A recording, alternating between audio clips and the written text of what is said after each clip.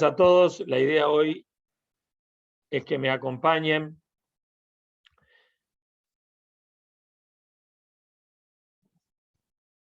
con esta agenda, una agenda que se va a centrar en el tratamiento de los tumores de riesgo intermedio y de alto riesgo. Ya estuvimos viendo los tumores de bajo riesgo el martes pasado, donde se centró básicamente en si hacer o no hacer quimioterapia inmediata, si hacer simplemente lavado o si simplemente vigilar los pacientes de bajo riesgo. Cuando entramos en el riesgo intermedio, en el alto riesgo, la cosa ya se pone un poquito más complicada. ¿Por qué? Porque esto es una zona gris, es una zona donde la definición de las guías pueden variar en algo. Si ustedes ven, las guías europeas son muy sencillas, dicen lo que no es alto ni bajo es intermedio, pero tanto la NCCN como la AUA toman 4 puntos, ¿verdad?, para definir el intermedio.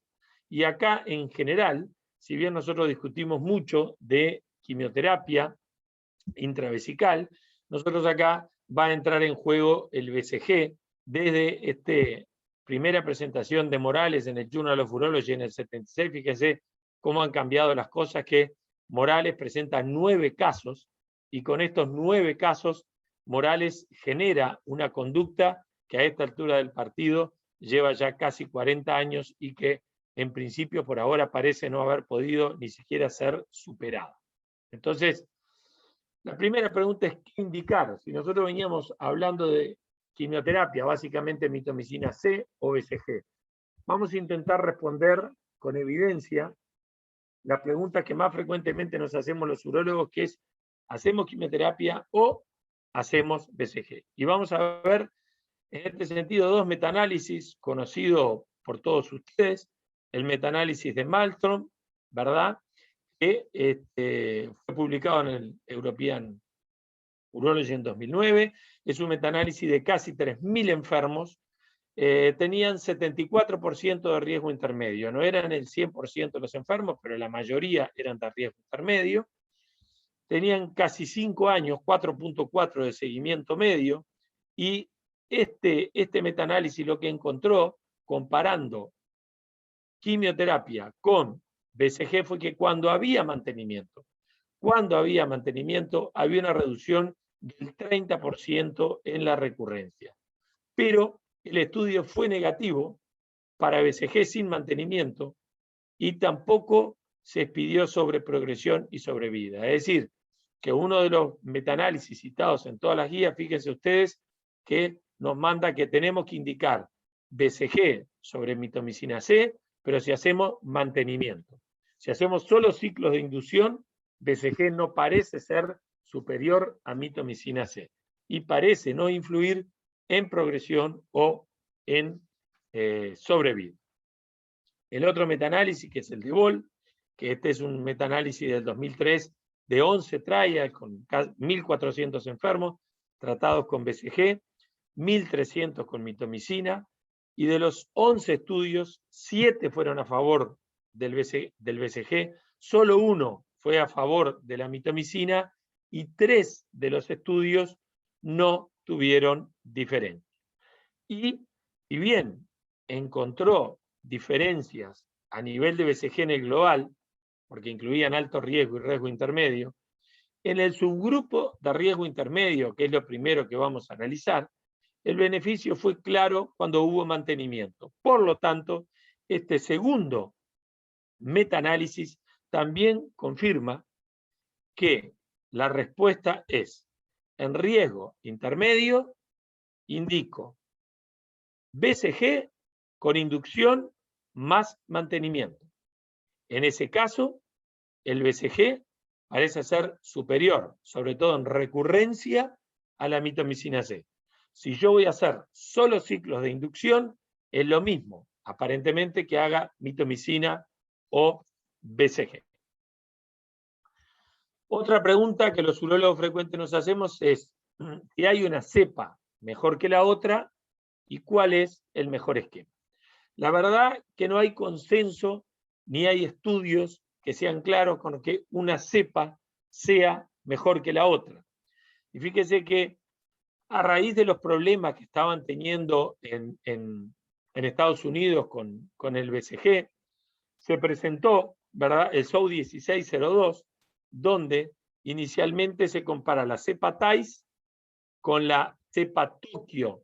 En un brazo la cepa TAIS, en otro brazo la cepa Tokio 172, y se había planteado un tercer brazo en el que la cepa Tokio 172 iba a recibir además una inyección subdérmica. La verdad que el tercer brazo fue difícil de contemplar en los Estados Unidos porque hay mucha gente que no está vacunada contra BK en Estados Unidos. Y temor a los efectos secundarios, etcétera, y problemas legales para importar bacterias vivas atenuadas y poder incluirla en un estudio de fase 3. O sea que este estudio probablemente comparativo entre TAIS y Tokio va a tener sus resultados a futuro con 5 años de seguimiento desde la inclusión en el estudio. Con respecto al esquema de usar, creo que en esto sí hay casi unanimidad, que el esquema del SOUT de LAM debe ser el esquema usado. Por lo tanto, intentando responder si hay una cepa mejor que la otra, todavía no hay ninguna evidencia que demuestre ninguna superioridad, o sea que usaremos la cepa que tenemos a disposición. El trial del SOU 1602 intentará responder la comparación de dos cepas, TAIS versus la Tokio 172, y el que sí tenemos que sacarle foto y recordar es el esquema de LAN, ¿verdad? De luego de hecha la inducción, una instilación, ¿verdad? 3 semanas a los meses 3, 6, 12, 18, 24, 30 y 36. Y este es el esquema que nosotros tenemos que tener incorporado en nuestras cabezas. Otra pregunta es BCG y mantenimiento. Bueno, pero mantenimiento ¿por cuánto tiempo? Mantenimiento 6 meses, 1 año y medio, 2 años, 3 años. ¿Y qué dosis uso? Uso 1/3 de dosis, 50 de dosis, dosis full. Bueno, para intentar responder estas preguntas, la verdad que el estudio que hay que detenerse y analizar es el estudio de Odense, el ORTC 30962, porque es un estudio que fue el que cambió un poco la indicación de las guías. Es un estudio con un diseño de no inferioridad, pero aparte con otros tipos de diseño estadístico que no son habituales. Yo confieso que llamé al profe de estadística, a Quetzoyan, le mandé el estudio, le pregunté si para lo que el estudio quería y pretendía el diseño era el correcto. Él me dijo que le parecía que sí, que era un estudio que estaba bien diseñado y que intentaba responder con claridad las preguntas. Este estudio pivotal que intenta comparar en cuanto al tiempo, 1 año versus 3 años. Y en cuanto a la dosis, intenta comparar 1/3 de dosis versus dosis full. Después de haber analizado, recuerdo que con el doctor Villoldo hicimos una telellamada a los 3 con el profe Quetzoyan nuevamente. Le pedimos que si para los resultados finales del diseño le parecía que era correcto, y él nos dijo que sí.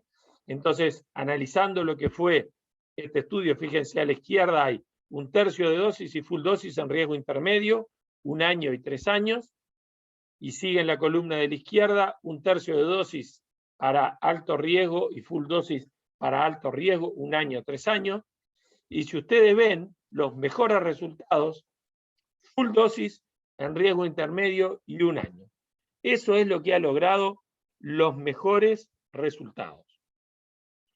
A modo de anécdota, simplemente déjenme contarle que recuerdo que esta videollamada, porque el doctor Quetzoyan y el doctor Villoldo estaban en los respectivos estudios, y yo estaba en esa época en pleno COVID, era por así como abril o mayo del año 2020, estábamos con 10 casos por día en Uruguay, pero vivíamos absolutamente aterrados. Y me acuerdo que yo estaba desde la bicicleta de la playa de la Floresta haciendo la videollamada mientras ellos estaban en sus respectivos estudios. Un recuerdo anecdótico muy lindo que tengo. Entonces, con respecto a cuánto tiempo y full en dosis intermedio. El estudio referencial, que es el estudio de Odense, marca que hay que hacer full dosis por un año de mantenimiento en riesgo intermedio. Entonces, otra cosa que se preguntaron fue, bueno, ¿y podemos bajar las instilaciones? Tenemos problema en Estados Unidos con la BCG, entonces los estadounidenses quisieron ver si podían bajar el número de instilaciones, que normalmente están entre 12 y 15, a un número menor, y se fijaron en este trial que fue presentado en el Genito Urinario del 2020, el NIMBUS, un estudio de un diseño muy amplio, donde había pacientes que podían ser vírgenes de tratamiento, podían ser recurrentes, podían ser múltiples, simples, con CIS, sin CIS. A todos estos enfermos se les haría RTU y re-RTU. Y se los randomizaba a dos brazos, uno que recibía la frecuencia estándar y otro, el de reducción, que pretendía que fueran 9. ¿Y qué pasó? Pasó que el endpoint que se fijó fue de no inferioridad para el brazo inferior, con 0,75 de límite de no inferioridad.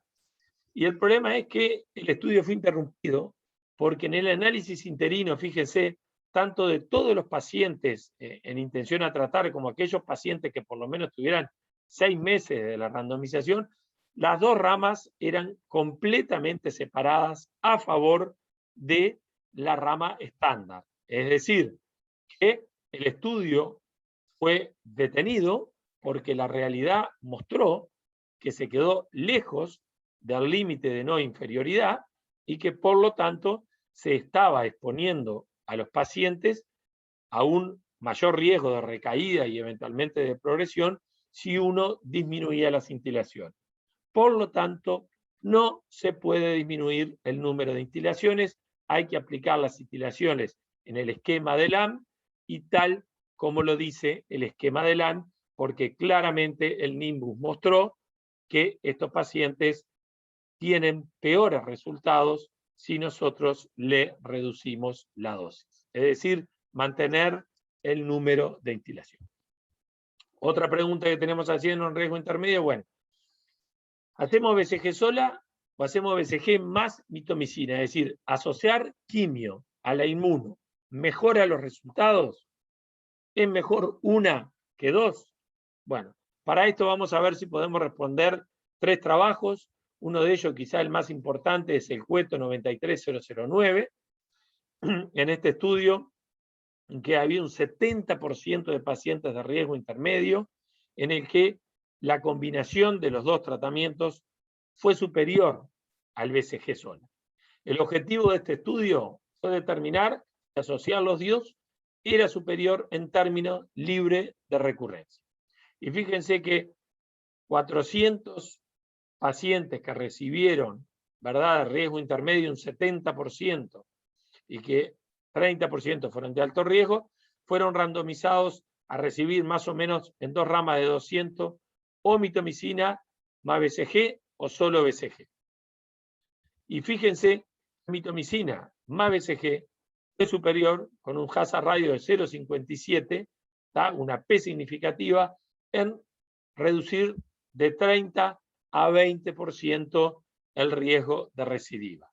Pero este beneficio fue sobre todo notorio en un subgrupo determinado que eran los pacientes recurrentes T1, a tal punto que los propios autores sugieren al final del trabajo que como hubo una mayor toxicidad, casi un 20% más de toxicidad, es decir, la toxicidad del BCG no es poca, y si yo le asocio la mitomicina C es casi 20% más.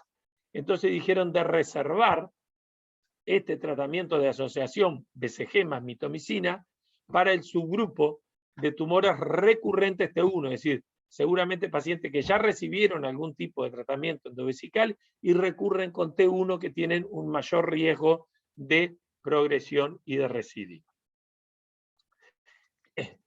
Esto claramente puede verse el beneficio de la recurrencia, pero a expensas, recuerden, de una mayor toxicidad y sobre todo en el grupo recurrente T1.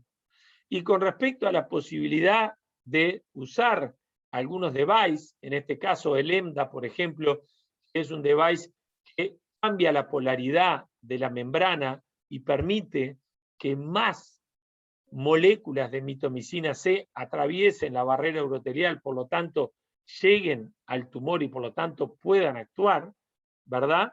De Santi publicó 2 trials al respecto comparando la mitomicina C sola versus la mitomicina C con el device EMDA. Y la verdad es que si se tiene opción a este device, mejora los resultados de la mitomicina sin aumentar los efectos secundarios. Por lo tanto, si nosotros tuviéramos algún paciente en el que tuviéramos que recurrir a la asociación de BCG con mitomicina C y dispusiéramos del device, podríamos aumentar aún más el efecto benéfico de la mitomicina asociado al BCG sin aumentar de por sí los efectos secundarios si lo hago sin el device. Por lo tanto, estas son las alternativas que nosotros tenemos. El final de estos estudios muestran que mitomicina C con EMDA es superior a mitomicina C en recurrencia a la mitad a la baja y no así en los efectos secundarios. Entonces, en riesgo intermedio, intentando hacer un ensuma, vamos a ver este trabajo que es un poco los principales referentes del mundo en cáncer vesical y hacer una analogía un poco del tigre y el gato que yo hago con la vigilancia activa. Estos autores plantean que en este escenario gris del riesgo intermedio, donde a la izquierda queda el bajo riesgo y a la derecha queda un escenario más oscuro del alto riesgo, nosotros tenemos que considerar el número de factores que tienen los pacientes en el riesgo intermedio. Y ellos proponen que el paciente tiene 0 factor de riesgo presente.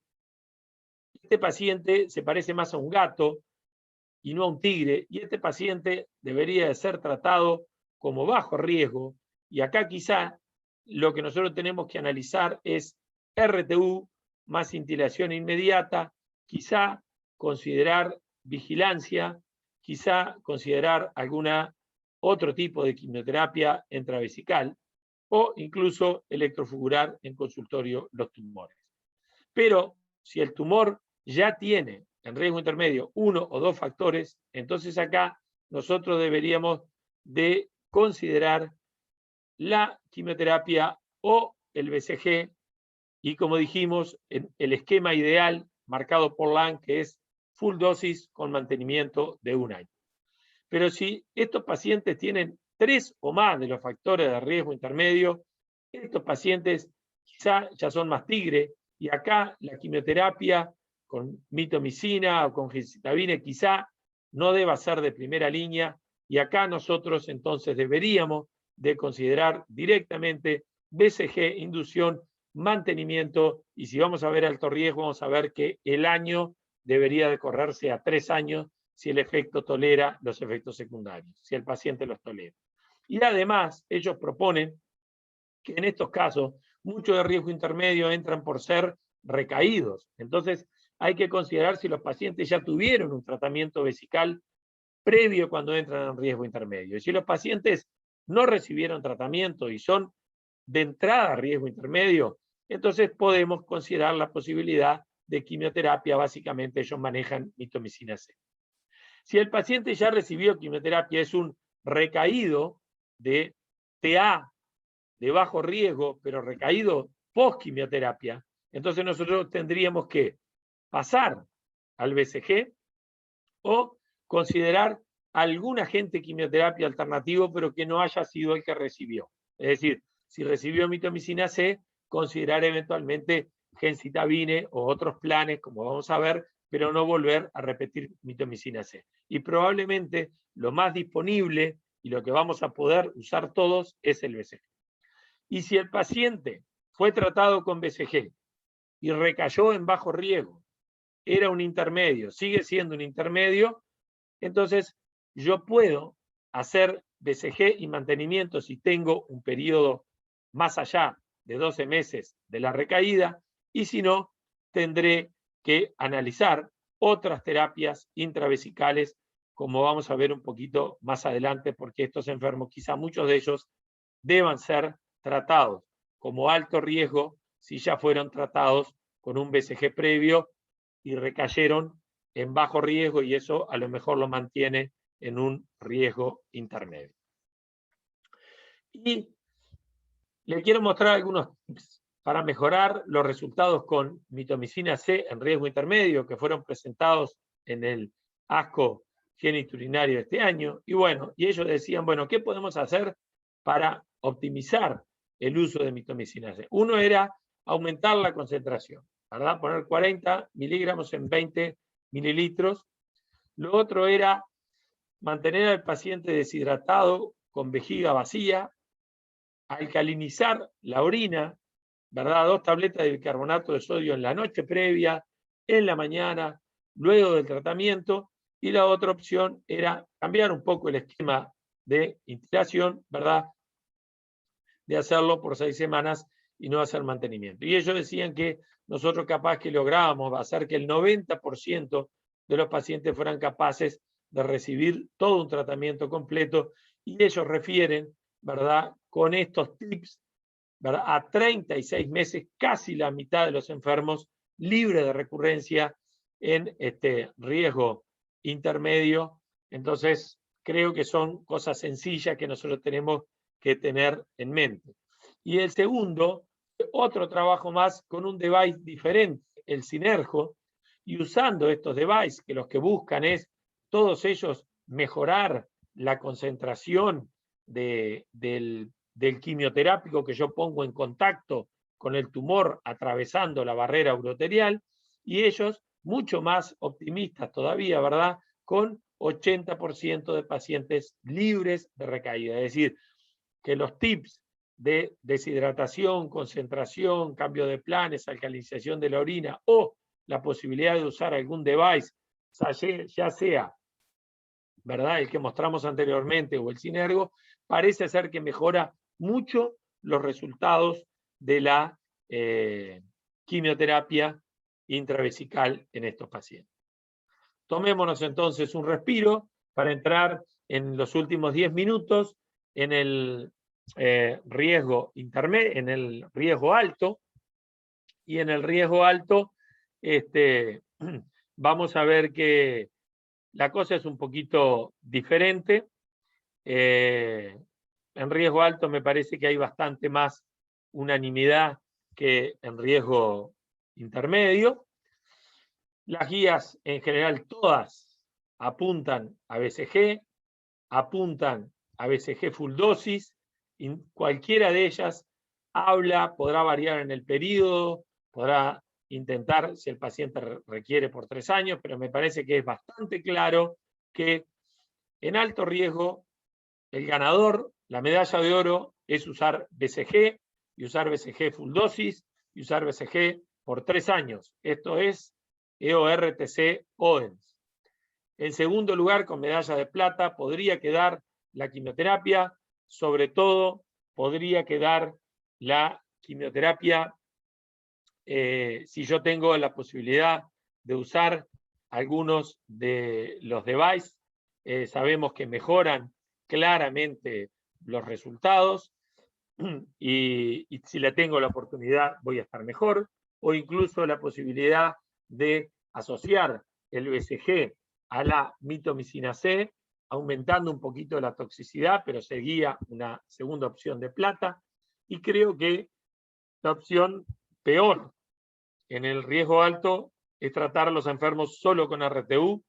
Yo debo decir que nosotros presentamos y publicamos en el European Urology en el 2009 uno de los primeros trabajos y más largos que se presentó de T1, G3 solo con RTU. Y nosotros nos faltó un poco de seguimiento en la serie, fue el comentario que Solsona hizo al respecto, pero nosotros teníamos 50% de los enfermos que tuvieron que ser tratados, pero logramos 50% de los enfermos tratarlos solo con RTU. Esto fue antes de los metaanálisis, fue antes de los ensayos clínicos prospectivos randomizados. Creo que hoy es difícil de sostener tratar los pacientes con RTU solamente en alto riesgo. Creo que estos enfermos tienen que recibir BCG y si pueden, full dosis y por 3 años. Entonces, indicar quimioterapia o BCG. Bueno, en ese sentido, el metaanálisis de Sylvester, conocido por todos ustedes, publicado en el Journal of Urology en el 2005, muestra que claramente, la recurrencia es favorable al BCG con respecto a la mitomicina C. Y hay otro metaanálisis que es el metaanálisis de Shelley, que es un poquito menos conocido, pero es un metaanálisis que incluía 6 trials con 1.500 pacientes, la mayoría a BCG y a mitomicina C, y fue superior a mitomicina G el BCG en alto riesgo, pero fíjese que en algunos mitomicina G fue superior a BCG si se usaba BCG en baja dosis o sin mantenimiento, es decir, que aparentemente el BCG sigue siendo superior, cuando yo comparo, sigue siendo superior cuando yo uso BCG y mantenimiento. Y hubo solo 2 trabajos para hablar de lo más importante, que es progresión y sobrevida, porque recurrencia de alguna manera nosotros la podemos seguir tratando con tratamiento local y quizá no interfiera, ¿verdad?, mayormente en el enfermo. Entonces, cuando encontraron 2 trabajos que hablaban de progresión y sobrevida global, no hubo diferencia estadística en los 2 grupos. Es decir, que uno puede decir que es mejor el BCG, sí, sobre todo en recurrencia y cuando se usa full dosis y con mantenimiento. Si yo voy a usar el BCG poco porque no lo tengo, voy a usar baja dosis o no voy a hacer mantenimiento, en realidad no es muy superior a la quimioterapia. Y si yo voy a pensar en progresión o en sobrevida, todavía no hay evidencia con diferencia estadística de que uno sea superior al otro. Entonces, ¿cuánto tiempo? ¿Cuál dosis? Bueno, nosotros vamos a intentar responder esta pregunta nuevamente usando 2 metaanálisis que ya vimos, el de Mantron y el de Oden. Y yo creo que cualquiera de los 2 claramente demuestran que hay beneficio en el BCG cuando se usa mantenimiento y cuando el tiempo que se usa es un tiempo prolongado. Y en alto, así como marcamos hoy del de Odense en riesgo intermedio, full dosis por 1 año, vemos que el metaanálisis, el trabajo del IORTC de Odense, claramente muestra que es full dosis, pero por 3 años, donde se obtienen los mejores resultados. Por lo tanto, la respuesta a esta pregunta es: ¿cuánto tiempo? Si puedo, 3 años en alto riesgo. ¿Cuál dosis? Siempre full dosis. Entonces, a modo de, en suma, yo diría que mitomicina o BCG, la respuesta claramente es BCG, y si yo tengo que usar mitomicina, puedo usarla con un device mejor, puedo asociarla al BCG mejor pero más toxicidad. Si voy a usar BCG en baja dosis, menos mantenimiento porque no la tengo disponible y voy a improvisar, entonces BCG no es superior a mitomicina C. Pero si yo puedo usar BCG total, mantenimiento, 1 año en riesgo intermedio y 3 años en alto riesgo, claramente superior en recurrencia BCG. Progresión y sobrevida, no hay evidencia que sea superior. ¿Es mejor 2 que 1? Lo que dijimos. Los autores del estudio terminan diciendo asociar mitomicina más BCG en pacientes de alto riesgo recaídos. Mantenimiento en BCG, sí o no, no hay ninguna duda. No hay que improvisar. Mantener el BCG. 1 año en riesgo intermedio, 3 años en alto riesgo. ¿Por cuánto tiempo? Acabo de decirlo. 3 años en alto riesgo. ¿Y qué dosis de BCG? Full dosis. Creo que quedarnos con esto como resumen es bastante claro. BCG sobre mitomicina, mitomicina más BCG, doble tratamiento en T1, G3 recaído. BCG, siempre mantenimiento en alto riesgo, siempre mantenimiento en riesgo intermedio. 1 año en riesgo intermedio, 3 años en alto riesgo, y no se puede bajar dosis full. A mí no me queda más que agradecerles, invitarlos para el próximo martes para ver qué hacer cuando falla el BCG. Y ahora lo que me gustaría es darle la palabra para que cierre, para que haga comentarios a un amigo, invitado de lujo que tenemos hoy, que si está por ahí, lo estamos escuchando. Doctor Villoldo, ¿está usted presente?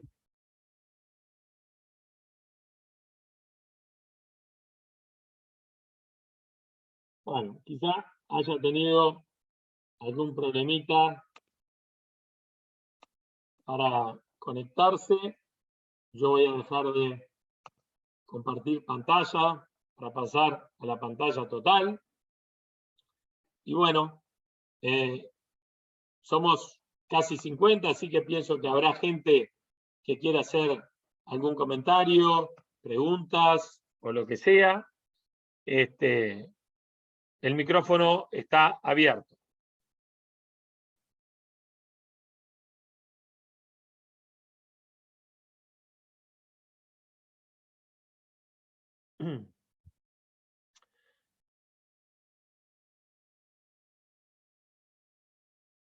¿Alguna duda? ¿Alguna pregunta de los participantes?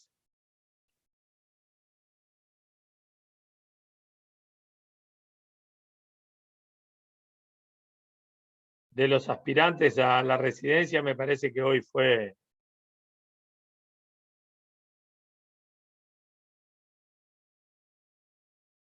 bastante claro lo que tenemos que hacer.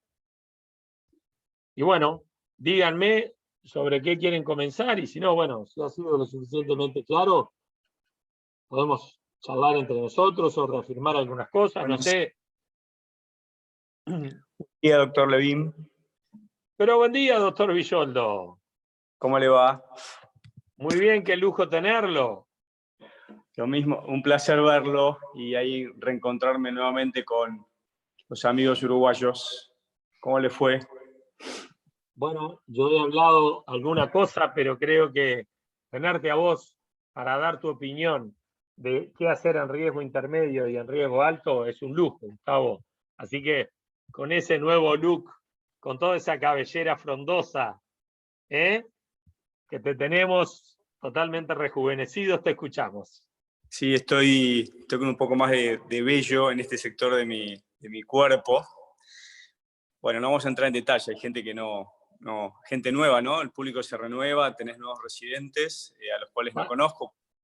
Hace mucho tiempo. Para presentarlo al doctor Villoldo, entonces, si quieren que los presente, el doctor Villoldo es probablemente una de las personas en Latinoamérica que más quiso ponerle la manija al cáncer de vejiga no músculo invasor.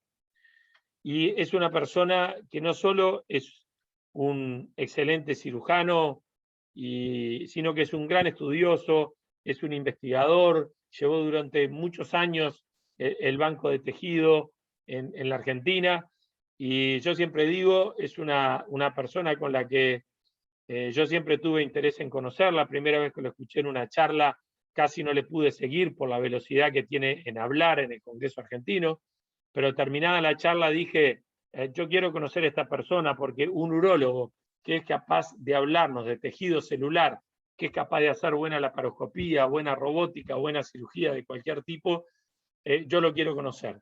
Y la verdad que el doctor Santomil nos puso juntos en el Congreso de los Residentes de Mar del Plata en el año 2018, y a partir de ahí no paró más de crecer esta gran amistad, la misma que tengo con todos los colegas del grupo de laparoscopía. Así que Gustavo Villoldo, para presentar, es un poco eso en lo académico, y el currículum sin corbata conmigo de Villoldo sería interminable, serían las 11 de la mañana y podríamos seguir hablando. Así que me quedo por acá, lo introduzco a Gustavo, como lo Levin, vos podría me hacer con cualquiera de los amigos del grupo del Áparo, y somos todo oídos, Gustavo.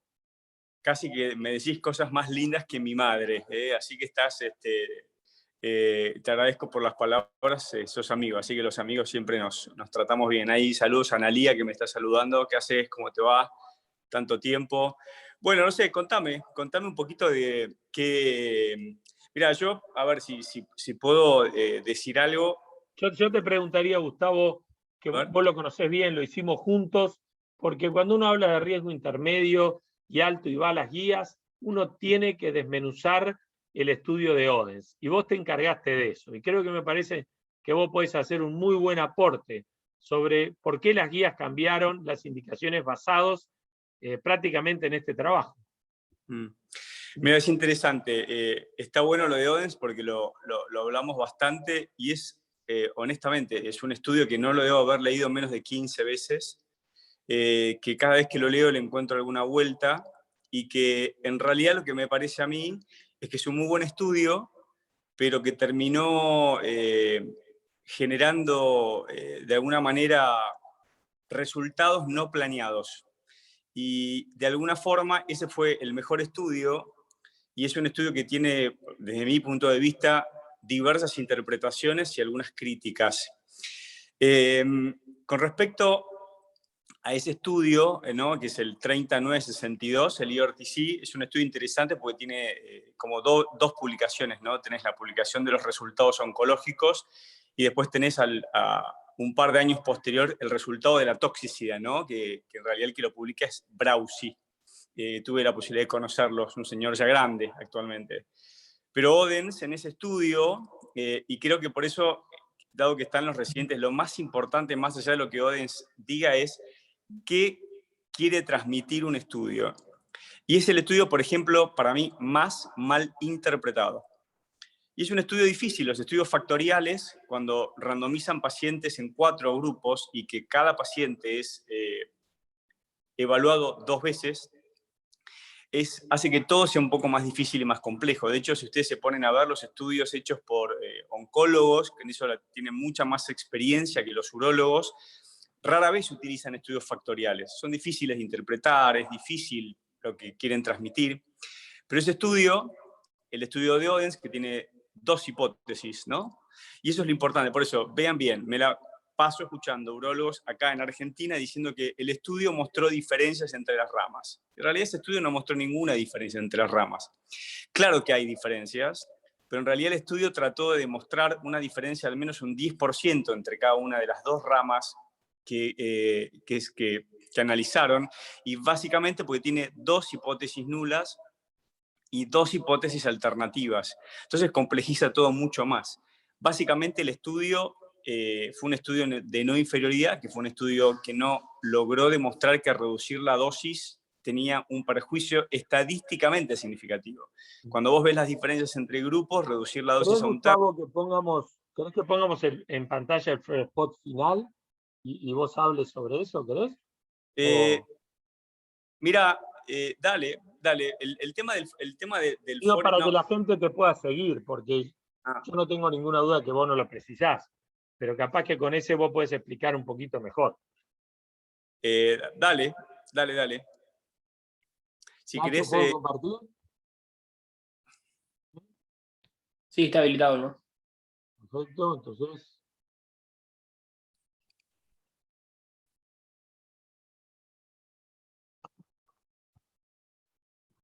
Ok.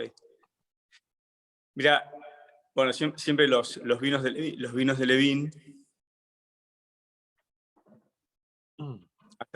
Hace rato que no tomo un Bousa, Levito, me quedé bueno, sin tenemos que Bousa. mejorarlo. Ahí nos queda alto riesgo. Riesgo intermedio, 1/3 y full dosis, 1 año y 3 años. Claro, lo que yo quiero transmitir, Odense, metodológicamente, cuando ingresa pacientes, no los ingresa por riesgos, ingresa a todos los pacientes que iban a recibir BCG.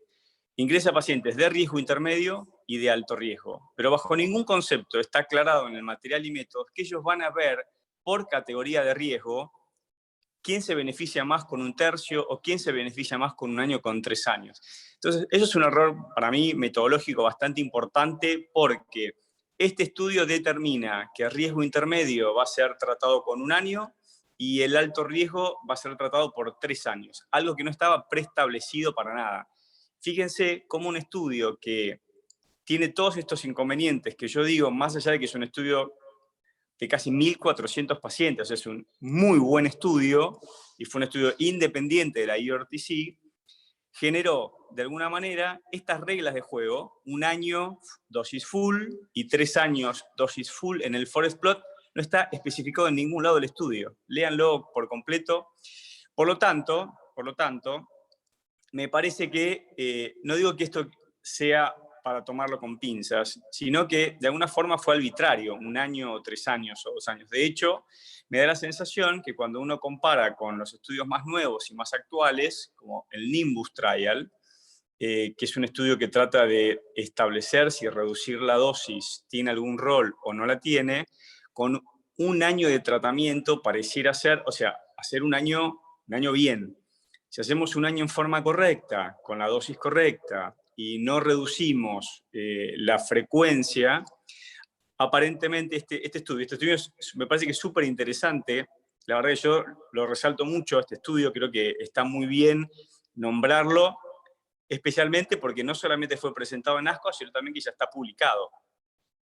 Y este estudio, fíjense que casi todos los estudios también son estudios de no inferioridad, es un estudio francés, y la verdad es que las reglas del juego en este estudio fueron mucho más claras que en el estudio de Odense, porque este estudio es un estudio más moderno, ahí se ve muy bien todo el esquema, donde los pacientes eran de alto riesgo, y es mucho más fácil cuando uno sectoriza una única categoría que cuando mete todo en la misma bolsa.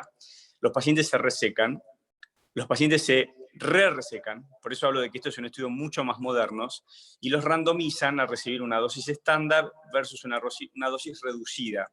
Y esto de la dosis reducida no fue caprichoso, sino que el estudio de la reducción de la frecuencia, se basó en estudios en modelos animales donde vieron cuál era el mínimo de nivel de interleuquinas que se mantenía en orina al reducir la frecuencia, porque lo que tampoco querían era reducir la frecuencia de tal manera que la rama control sea un placebo.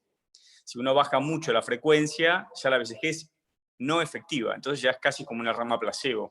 Entonces pudieron estudiar cuál era la dosis mínima que se podía ofrecer en animales y que mantenía niveles de interleuquinas razonables en orina. Y eso fue lo que le generó esta hipótesis de hasta 9. Por debajo de 9 los niveles de interleuquinas bajan muchísimo.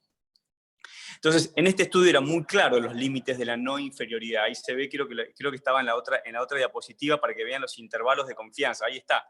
Los intervalos de confianza, que son extremadamente importantes, el intervalo superior, cuál es lo que uno está dispuesto a tolerar para declarar un estudio como no inferior. Y este estudio, en 1 año, fue francamente inferior reducir la frecuencia.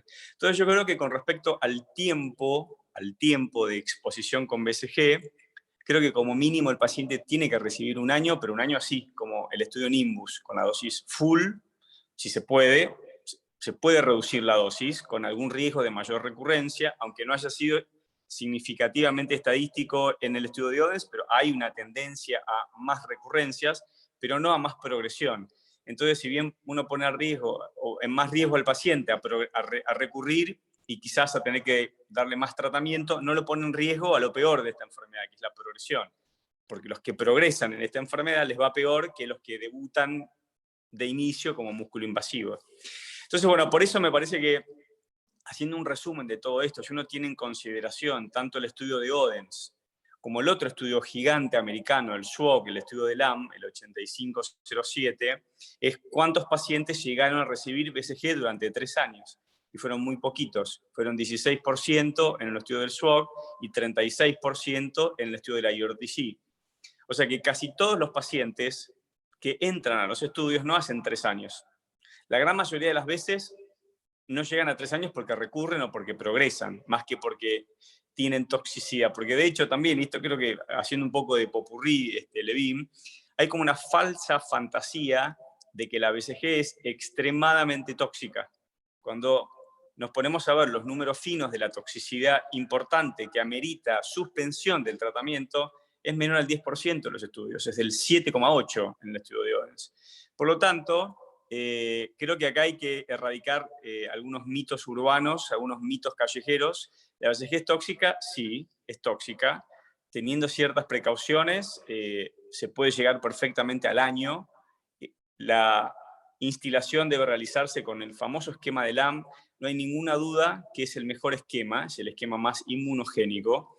Hay que dejar de lado los esquemas mensuales, semanales, trisemanales, cuatrimestrales.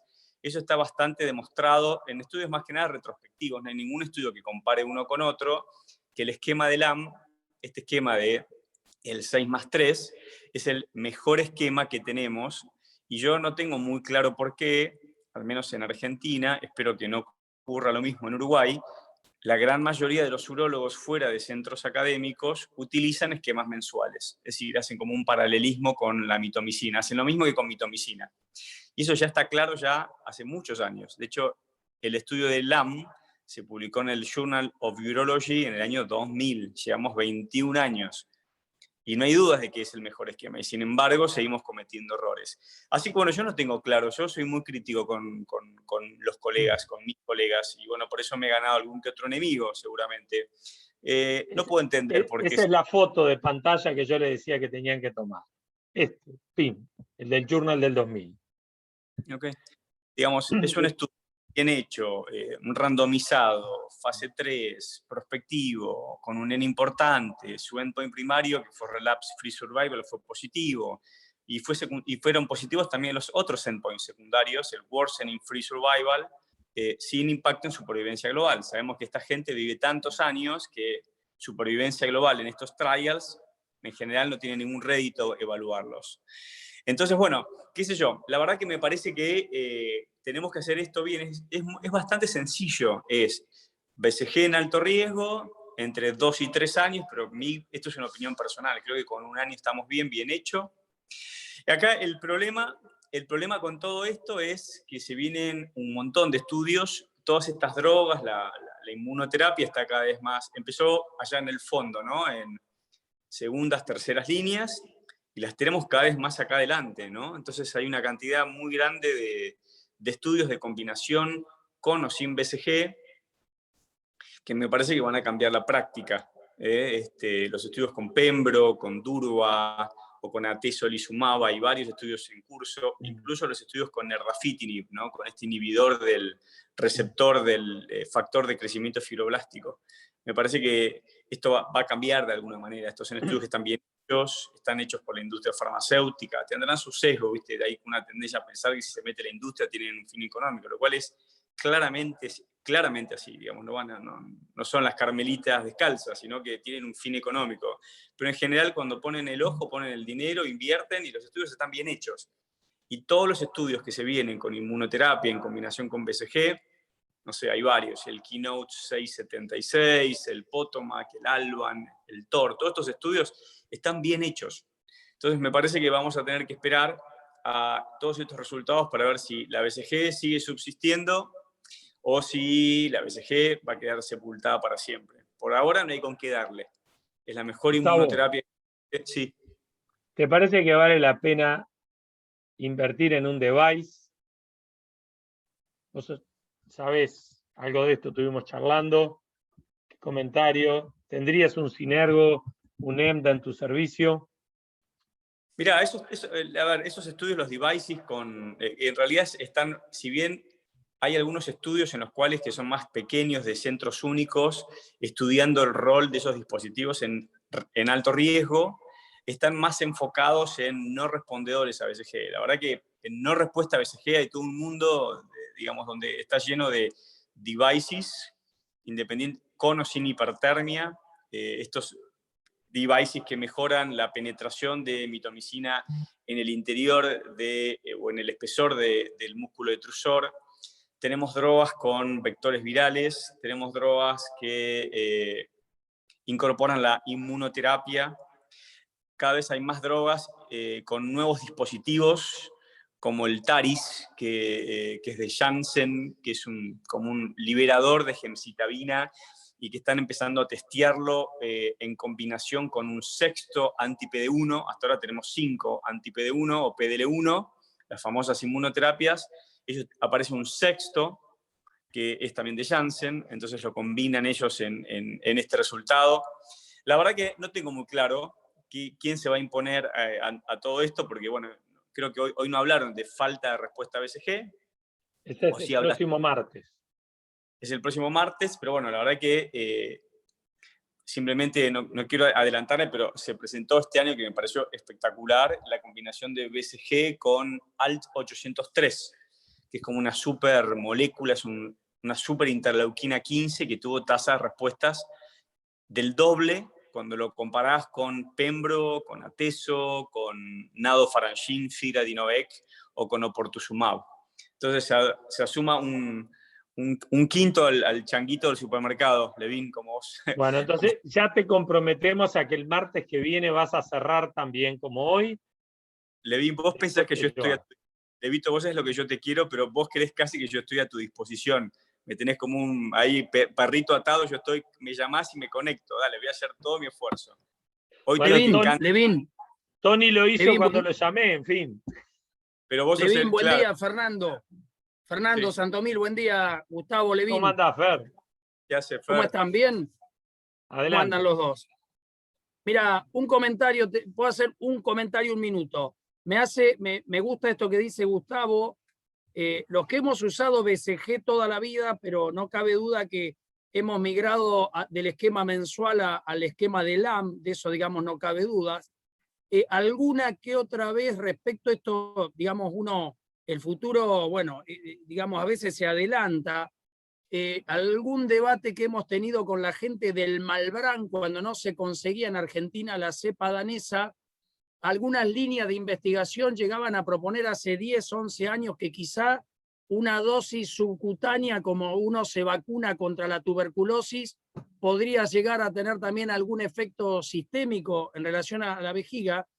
Y lo otro que me hace ruido es esta cuestión que a veces tiene, digamos, los esquemas que me gusta cuando Gustavo dice, bueno, si uno disminuye la dosis, pero a su vez un esquema de mantenimiento es suficiente 12 meses, cuando en realidad la bibliografía dice 18, 24 o más, eso también a veces hace un poco de ruido acomodar como un intervalo por ahí de 24 o 18 meses menos puede ser igual de efectivo que un esquema de mantenimiento. Cuando uno lo lee a Paló, del grupo de cáncer de vejiga de la europea, claramente, hasta hace muy poco, 2, 3 años, decía que era suficiente un esquema de mantenimiento de 6 meses, porque era, igual que pasa con la vigilancia del cáncer de próstata, muy, muy heterogéneo la forma en que la gente hacía BCG.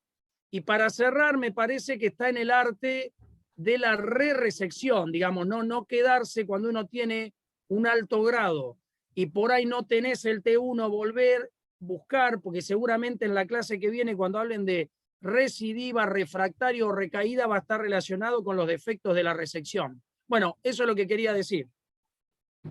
Gracias, Fernando, qué gusto tenerte, un lujo tener a ustedes dos acá. Yo, mira, si me dejás y ¿qué haces, Fer? ¿Cómo te algunas discrepancias que están basadas en opiniones personales? Es verdad que la bibliografía avala la utilización de mantenimientos prolongados de 2 o 3 años, pero un poco repito lo mismo, cuando vos ves los números finos, el 16% de los pacientes que ingresaron al estudio del SWOG, el 16% solamente llegaron al tercer año y el 20% al segundo año. Con lo cual, la gran mayoría de los pacientes que ingresan a estos estudios no hacen más de un año. Y la gran mayoría de los que recaen dentro del año. Entonces, yo creo que en el año se juegan un montón de cosas. Con respecto a si es necesario o si se podría bajar a 6 meses, eso también es una opinión personal de Paló, basado en lo mismo, porque la gran mayoría de los pacientes tienen que recibir 6+3, que hoy es el límite para definir si el paciente es o no es respondedor. Entonces, creo que eso me parece que es algo que tenemos que tener en cuenta. Después te quiero contestar con respecto a lo de la dosis subcutánea. Creo que hacer una dosis subcutánea es inefectivo. Y esto tiene que ver con que si no, solamente con la vacunación de BCG estaríamos todos cubiertos para cáncer de vejiga. Y cuando recién arrancaron, de hecho, los estudios del SWOG, el 8507, que usaban la cepa Conot, no solamente se realizaba instilación intravesical, sino además que se realizaba una inyección subcutánea. Y esto tiene que ver con que en Estados Unidos la prevalencia de tuberculosis es baja y la cantidad de vacunados es inferior a los que tenemos en Sudamérica. De hecho, hay un estudio de un urólogo chileno, Rivera, que es un estudio bastante citado, donde, aunque parezca mentira, le daba una dosis de BCG de 1 gramo. Sí, aunque parezca una locura, 1 gramo. Y todo el mundo cuestionaba, che, ¿cómo pueden darle tan poca cantidad de BCG intravesical? Y eso tiene que ver, o un poco la hipótesis, que es un estudio que nunca prosperó, es que quizás había tanto inóculo de tuberculosis en Chile y tenían tanta exposición a la bacteria en los años precoces de vida que quizás con poca BCG intravesical era suficiente porque había mucha memoria inmunológica. Entonces yo lo que creo es que se dejó de utilizar durante muchísimos años la BCG subcutánea por temor a la toxicidad. Había tanta toxicidad en aquella época que asumían que la BCG subcutánea era la causante de todo eso y se dejó de dar. Y ahora hay como siempre, hay como una vuelta atrás, una marcha atrás, y se está llevando a cabo en Estados Unidos un estudio, el SWOG 1602, que es un estudio con 3 ramas, donde están... Lo mostramos, Gus. Por eso, pero, tiene un rol, digamos. ¿Por qué ese estudio? ¿Por qué lo nombro? Porque lo que quieren ver es si se puede nuevamente aumentar la tasa de respuesta cuando damos BCG intravesical y subcutánea. Esto un poco, Fer, para decirte que más allá de la hipótesis Malbrand, BCG subcutánea solamente no tendría ningún rol.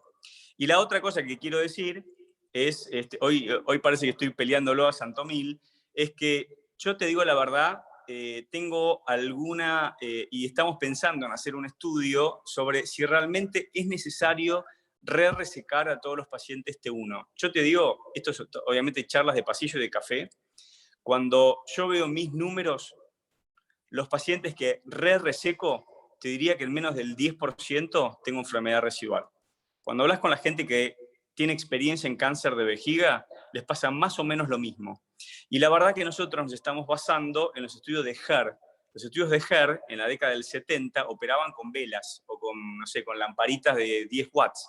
Entonces me da la sensación que la mejora en la visualización y en la técnica de resección hace que en los centros que tienen entrenamiento en cáncer de vejiga, la resección primaria sea muy buena. Entonces la resección no sé si tiene un rol tan importante, pero por ahora esto es algo, digamos, hoy no quiero contrariar las reglas ni ir en contra de la evidencia, pero me parece que hay que estudiarlo en forma prospectiva. No hay ningún estudio prospectivo, son todos estudios retrospectivos de la década del 70. Entonces me parece a mí que estaría bueno, y esto lo digo abiertamente, y estamos planeando algo de eso, generar algún estudio local, prospectivo, algo fácil y sencillo, de resecar nuevamente a los pacientes después de un T1 de alto grado o no resecarlos y ver qué es lo que ocurre. Y me parece que ahí podríamos tener por primera vez un estudio randomizado latinoamericano publicable. Bueno, amigos, son las 10 de la mañana. La invitación siempre es entre las 9 y las 10. Así que nada, la verdad que ha sido un gusto. Ojalá el martes que viene podamos cerrar con el honor de estos invitados. Y si no, bueno, lamentablemente se tendrán que quedar solo conmigo. Ha sido un gusto, hemos sido más de 50 que a la mitad de la mañana han querido repasar esto. Un gran abrazo a todos. Y los TANAT nos siguen esperando. Gracias, muchas gracias, un lujo, gracias. Gustavo, qué bien te queda la barba, impecable. Gracias, chicos. Nos vemos. Qué bárbaro, Nos vemos. Saludos. Un abrazo. Gracias a todos por estar.